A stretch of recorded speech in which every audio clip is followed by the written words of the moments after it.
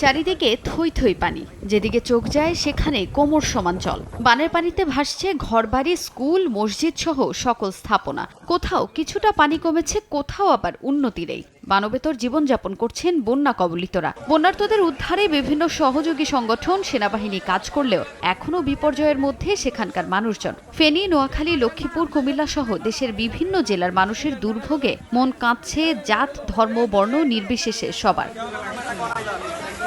বন্যার্তদের সহায়তায় ইতোমধ্যেই ঢাকা বিশ্ববিদ্যালয় টিএসসিতে চলছে গণত্রাণ কর্মসূচি। তবে যুব এশিয়া কাপ জয়ী দুই ক্রিকেটার রাব্বি ও জিসান হাঁটলেন ভিন্ন পথে। মাত্রই অস্ট্রেলিয়ায় দুর্দান্ত পারফর্ম করে অ্যাডিলেইড স্ট্রাইকার্সের বিপক্ষে ফাইনাল খেলে দেশে ফিরেছে বাংলাদেশ এইচপি দল। তবে দেশের মানুষের এমন দুর্ভোগে আর ঘরে বসে থাকা নয়, নিজেদের উদ্যোগ আর সতীর্থদের সহযোগিতায় এবার বন্যা কবলিত এলাকায় সশরীরে হাজির মাহফুজুর রহমান রাব্বি ও জিসান আলম।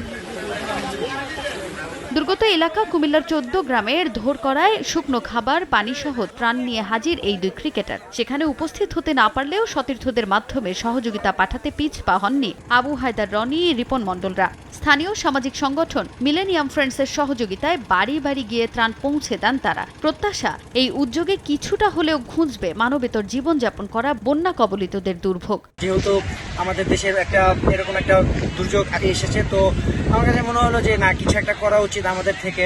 সো আসলে এইখান থেকে আসলে উদ্যোগটা নেওয়া। এই বর্ণার্থীর মধ্যে যারা অসহায় মানুষ, তাদের সবাই, আমরা দেশের মানুষ একটাই প্রত্যাশা, সবাই যাতে এগিয়ে আসুন।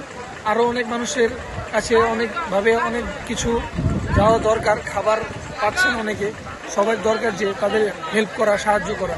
আমি একটাই বলবো, দেশের মানুষ সবাই এগিয়ে আসুন। সবার সম্মিলিত উদ্যোগে ধীরে ধীরে দুর্ভোগ কাটিয়ে স্বাভাবিক জীবনে ফিরতে পারবেন বন্যার্তরা। সমাজের সকল শ্রেণী পেশার মানুষ এগিয়ে আসলেই সম্ভব ফেনী, কুমিল্লা, নোয়াখালীর এই দুর্ভোগ ঘোচানো। এই বিপদ থাকবে না, এই বিপদ ইনশাল্লাহ একদিন কেটে যাবে।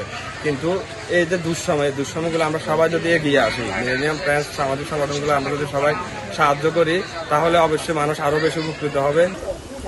বন্যা কবলিতদের দুর্ভোগে পাশে থাকতে পারা বড় স্বস্তির বিষয় বলে জানান যুব বিশ্বকাপ জয়ী এই দুই ক্রিকেটার। তাজিন খন্দকার, সময় সংবাদ।